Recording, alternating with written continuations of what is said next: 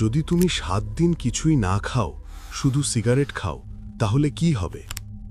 প্রথম 6 ঘন্টা ক্ষুধা পেটে আচড়াতে থাকে, ভেতরে জ্বালা করে। নিকোটিন কিছুটা চাপা দেয়, কিন্তু অস্বস্তি বাড়তেই থাকে। 12 ঘন্টা শরীর সতর্ক সংকেত দেয়, শক্তি দ্রুত কমে যায়, হাত কাঁপে, মন অস্থির হয়ে ওঠে। প্রথম দিন মাথা হালকা লাগে, চোখ ঝাপসা হয়। সিগারেট তোমাকে সচল রাখে, কিন্তু ভেতরটা ধীরে ধীরে ফাঁকা হয়ে যাচ্ছে।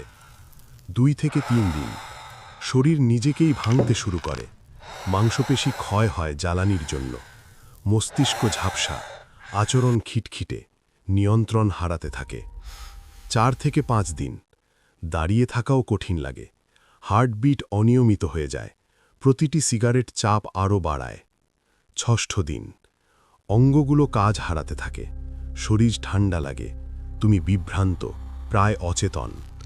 7 দিন শরীর আর পারে না, অঙ্গগুলো বন্ধ হতে শুরু করে। শেষ টান দেওয়ার পর হার্ট থেমে যায়, সব কিছু অন্ধকার হয়ে যায়। সব শেষে তুমি মাটিতে লুটিয়ে পড়ে মৃত্যুর জন্য অপেক্ষা করো। আমাদের কখনোই সিগারেট খাওয়া উচিত নয়, এটি মারাত্মক ক্ষতিকর জিনিস।